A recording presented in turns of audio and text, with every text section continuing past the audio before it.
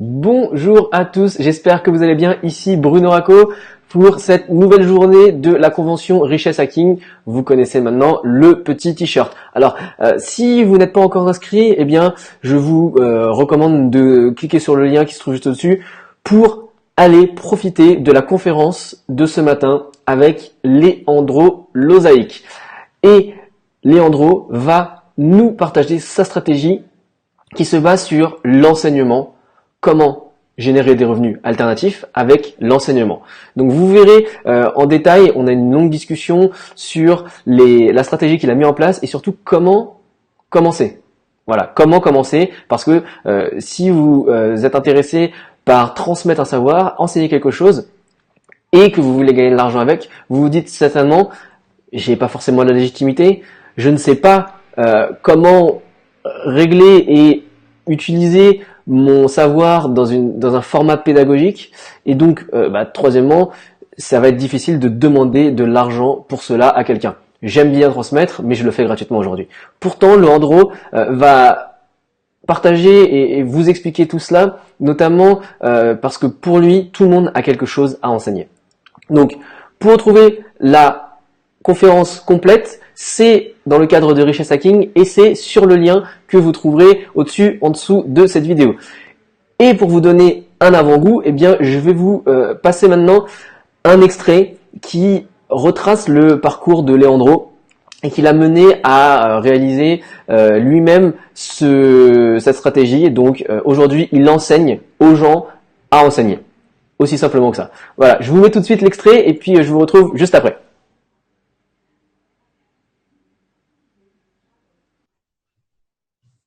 Salut Leandro et bienvenue à cette nouvelle page de Richesse Hacking. Bienvenue et merci d'être là. Hello Bruno, content de t'avoir, d'être avec toi aussi. Alors, pour ceux qui ne connaissent pas encore Leandro et pour ceux qui se sont inscrits à Richesse Hacking et qui n'ont pas vu la thématique aujourd'hui, eh bien, on va parler de la création de formation à l'infoprenariat. Et ça me fait vraiment plaisir de t'avoir Leandro parce que je sais que ça fait plusieurs années, des dizaines d'années des dizaines d'années, ça commence en 2011, c'est ça, que tu t'es consacré dans ce domaine-là? 2010 que je me suis consacré à la formation, oui. 2010, ok. Et donc, tu as aussi aidé beaucoup de gens à lancer leur formation et à s'améliorer sur la vente de formation. Exactement. Avec, on a un produit on a plusieurs produits qui permettent aux gens de se lancer en tant que formateur, en ligne ou en présentiel. Ok, super. Du coup, cette grosse expérience, d'ailleurs récemment j'ai vu que tu as même fait aujourd'hui un relais de formateurs américains anglo-saxons pour apporter aussi leur technique et leur savoir sur le marché francophone. Donc merci d'ailleurs pour ce travail parce que c'est vrai qu'ils ont une longueur d'avance, on va dire, dans les marchés anglo-saxons par rapport au marché francophone encore aujourd'hui malheureusement. Yes, tu sais, je sais pas si c'est une longueur d'avance, mais en tout cas, ils ont une façon de voir le business et la création de produits qui est complètement qui est complètement différent de nous, et donc ce qui leur donne plus d'opportunités d'avoir une longueur d'avance, parce qu'ils sont D'accord. moins bloqués sur tout ce qui est création. Ok, et aussi psychologiquement non peut-être. Exactement, ouais. Alors, pour recontextualiser tout ça, Richesse Hacking, notre but, c'est que pour tous les gens qui nous regardent aujourd'hui, c'est de se dire, ok, moi je veux créer un nouveau flux de revenus complémentaires qui soit peut-être en plus de mon travail, de mon emploi, de mon salaire aujourd'hui. Et donc, si je veux me consacrer et dédier un peu de temps pour créer du contenu et de la formation et de la vendre pour générer des revenus, comment on s'y prend? Ça, c'est la thématique de notre interview aujourd'hui. Avant ça, moi, je voudrais juste savoir comment, et je pense que les gens aussi, comment toi, tu as commencé, et puis ce qui t'a amené à développer cette expertise sur la formation en ligne, parce que je sais qu'au départ, tu as commencé avec la formation physique également. Donc, rappelle-nous un Yes, petit peu ton parcours et puis tes résultats aujourd'hui pour que tout le monde soit sur la même page. d'accord. Écoute, déjà, je me présente un peu plus pour tout le monde, mais je suis Léandre Lozaïc et je suis formateur de formateurs, c'est-à-dire que j'accompagne toutes les personnes qui souhaitent transformer leur savoir en expertise et en formation, à pouvoir justement la vendre, les vendre et gagner leur vie là-dessus avec justement avec cette expertise. Et je me suis lancé moi en 2010 en Ok. tant que consultant coach au tout début, vraiment au tout début. J'avais 25 ans, je venais de me faire licencier, j'étais à Pôle emploi Et j'avais du mal à me revoir devenir salarié. J'avais du mal à me voir tout simplement reprendre un travail. Et donc, l'idée de monter mon propre cabinet s'est imposée tout de suite. Une fois que j'ai été licencié, c'est le premier truc qui m'est venu à l'esprit. Et, euh, et j'ai envie de dire que ça n'a pas été quelque chose de facile. C'est-à-dire que quand on s'installe, on a plein de rêves dans la tête, on pense qu'on va réussir, qu'on est les meilleurs, qu'on a le meilleur concept, que tout le monde va nous soutenir et tout le monde va nous aider. Et en fait, pas du tout. Pas du tout. Alors peut-être que c'est moi, mais en discutant avec beaucoup d'autres professionnels, il s'avère que c'est le cas de beaucoup de gens. Il y a beaucoup de désillusions quand on se lance dans l'entrepreneuriat et c'est ce qui fait sûrement faire faillite à plusieurs entrepreneurs qui espèrent encore pouvoir réussir en espérant compter sur les autres au lieu de eux-mêmes et sur leur propre stratégie et ce qui les emmène justement à couler. Et moi, j'étais au bord de la faillite quand Marc, un coach que je connaissais, que je côtoyais, m'a topé un jour alors que j'étais dans les couloirs du bâtiment où on avait chacun nos bureaux respectifs. Et comme ça allait pas, que j'avais du mal à vendre mes prestations, il m'a expliqué que lui, il avait arrêté de vendre des prestations, il avait arrêté de créer de créer des produits continuellement et qu'il avait décidé de faire des formations, c'est-à-dire un produit qui crée une fois et qui revend à des milliers de personnes. Alors du coup, je me suis dit, waouh, un produit qu'on crée une fois, qu'on revend à des milliers de personnes, mais c'est génial.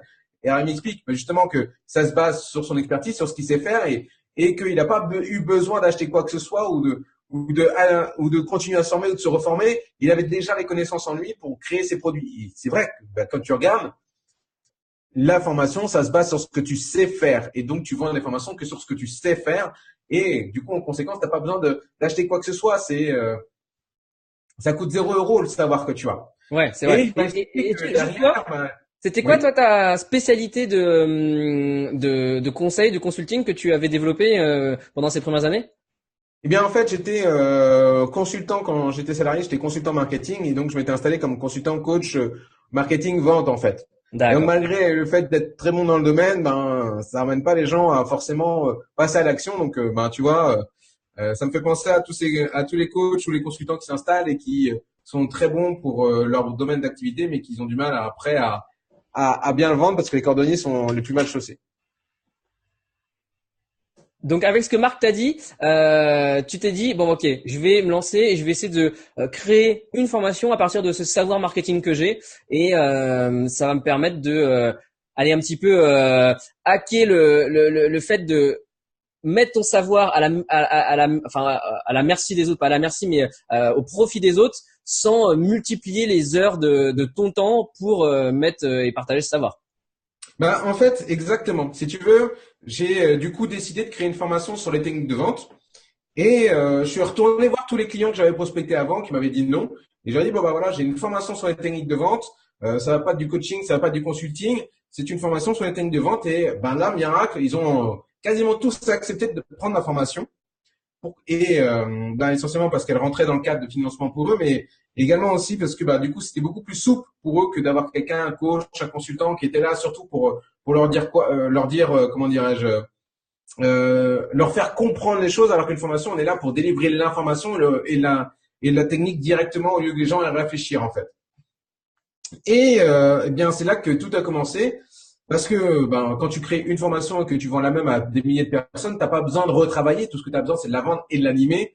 Et donc, mon aventure de la formation a commencé par là. C'est-à-dire que j'ai commencé à vendre ma formation commerciale, puis après j'ai créé des formations marketing, management, et je suis passé. La première année, j'avais fait 6 000 € de chiffre d'affaires. D'accord. La deuxième année, j'étais passé à 30 000, après à 60 000, et puis après, quand j'ai commencé à vraiment industrialiser la chose, je suis passé à 250 000, et de 250 000, je suis passé à 500 000, et après 1,2 million l'année dernière. Eh gars, déjà, félicitations. Et c'est sûr que ça peut donner envie à beaucoup de personnes qui nous écoutent. Alors justement, toi, tu as fait un focus sur un savoir que tu avais déjà après avoir perdu un emploi. Est-ce que tu penses que aujourd'hui, pour une personne qui a encore son emploi, et si tu te remets en arrière il y a 8 ans avant d'avoir perdu ton emploi, est-ce que tu penses que tu aurais pu aussi créer ces formations et les vendre en ligne avec le temps que tu avais, c'est-à-dire principalement le soir et le week-end. Effectivement, avec quel budget tu pourrais te lancer si c'était possible en ayant toujours un emploi? Alors, là, c'est une super bonne question. Aujourd'hui, n'importe qui peut devenir formateur. Il n'y a pas de règle pour ça. Même formateur professionnel ou formateur normaux, hein, il y a aucune distinction là-dessus. N'importe qui peut devenir formateur à mi-temps, à plein temps, en faisant un autre boulot, en ayant une autre activité, en faisant quelque chose qui n'a rien à voir avec la formation. Si vous êtes jardinier et que vous voulez vendre de la formation, vous pouvez, et peu importe le thème que vous abordez en fait. Donc aujourd'hui, ça nécessite 0 € d'investissement. Ça va nécessiter du temps de création. Mais quand vous êtes bien organisé, ben, ce temps de création, il se réduit à peau de chagrin. Et après, quand vous êtes hyper bien organisé, vous pouvez même demander à d'autres personnes de créer pour vous ou directement acheter des produits qui sont déjà tout prêts et les adapter à votre expertise. Ok, donc c'est une question que j'ai posée à tous les experts. Voilà, à quel budget il faudrait allouer si on essayait et on se donnait 100 jours pour commencer à se lancer dans une expertise de création de revenus complémentaires. Donc là, en l'occurrence, la création de formations en ligne. Donc toi, tu penses que avec 0 €, on peut se lancer, on peut commencer. Ou alors avec je sais pas 1000, 2000 €, c'est quand même un petit peu plus facile et ça permet de sauter quelques galères du début. Même si je suis persuadé qu'il faut passer par les galères pour pour réussir après. Yes. Alors, moi, avec tout mon retour de tout l'argent que j'ai perdu, dépensé et tout ce que j'ai fait, testé et qui a marché, qui a pas marché, aujourd'hui, créer la formation, ça coûte 0 €. C'est-à-dire la créer. Donc, tu vas aller sur Google Doc, Google Slide et tu vas créer des slides sur Google Slide. Et donc, du coup, en conséquence, ben, t'as pas grand-chose en frais en fait, parce que Google Slide est gratuit. Ensuite, ben, pour organiser tes idées, il va falloir prendre un outil de mind mapping et tu peux prendre des choses comme MindMaster qui est gratuit aussi. Au bout enfin, tu peux créer, je sais plus combien de slides, enfin, combien de mind map avant que ce soit payant. Pour Donc, les gens voilà, qui ne connaissent pas je précise Leandro, le mind mapping, c'est organiser ses idées de façon visuelle en faisant au lieu de les mettre dans un tableur ou dans un document Word, de les mettre dans des bulles et de relier les bulles de façon logique et comme ça, d'un seul coup d'œil, on peut avoir une structure, par exemple d'une formation, mais ça peut servir à plein d'autres choses, une manière de réfléchir. Parenthèse fermée. exactement. Non, mais t'as raison, c'est bien de préciser puisque moi j'utilise les mind maps, par exemple pour, je cale toutes mes idées dessus et puis après je les organise, je les range, je les trie et la formation elle prend vie d'un coup comme ça en fait et en une journée quoi. Ça peut aller très très vite. Et alors du coup mind map, Google Slide et après bah il reste plus qu'à la tourner en vidéo. Ben là il va falloir juste un bon micro. Donc un bon micro tu vas en avoir pour. J'utilisais et alors aujourd'hui j'ai un Rode mais autrement j'avais le Yeti Snowball.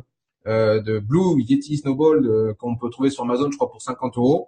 Ouais. Et après, bah, il ne reste plus qu'à héberger ta formation. Donc, bah, tu peux utiliser des choses comme LearnyBox. LearnyBox qui t'offre 15 jours gratuits d'essai et ça te permet de pouvoir déjà la mettre en ligne. Ça te prend mettre ta formation en ligne sur LearnyBox, je crois que ça doit prendre 10 minutes à tout péter. Ouais, alors pour ceux qui connaissent pas aussi LearnyBox, c'est un système pour héberger ses formations, ça crée un espace membre, comme ça quand quelqu'un achète sa formation, il a tous ses accès identifiants et après il peut accéder aux différentes sections d'une formation. Pour ceux qui sont un peu plus avancés, vous connaissez déjà l'outil, mais c'est vraiment un outil clé en main qui permet de vendre ses formations facilement. Yes. Alors, juste, alors tu vois, au moment où tu me dis ça, je me suis dit tiens, je vais aller chercher. Parce que LearnyBox coûte, alors si on parle d'argent, il coûte 89 € par mois sur la formule la plus basique. Et sinon, tu as un autre outil. Voilà, donc vous avez pu voir un teaser de ce que va être cette conférence avec Leandro. Moi, je vous conseille d'aller en profiter dans son intégralité maintenant. Elle est disponible pendant 3 jours. Alors, pour vous donner, voilà, il va partager encore d'autres outils qu'il utilise lui pour réaliser ses formations et ses méthodes d'enseignement alternatif.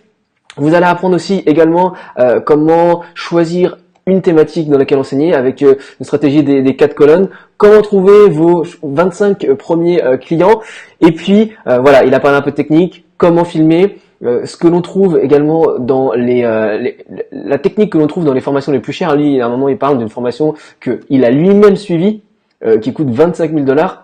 Et il en est vraiment très content, il n'a rien à regretter. Pourquoi? Parce que le formateur lui a donné de la valeur. Et donc ça, il va vous apprendre à le faire dans cette conférence. Et puis pour finir, il va aussi parler du principe du besoin fort. Donc vraiment, ne loupez pas cette formation, cette conférence dans le cadre de Richesse Hacking. Vous trouverez le lien autour de cette vidéo. Je vous laisse cliquer pour voir tout cela. La conférence dure à peu près 1 heure. Voilà, c'était Bruno et moi je vous retrouve plus tard pour une prochaine conférence de la convention Richesse Hacking. Salut!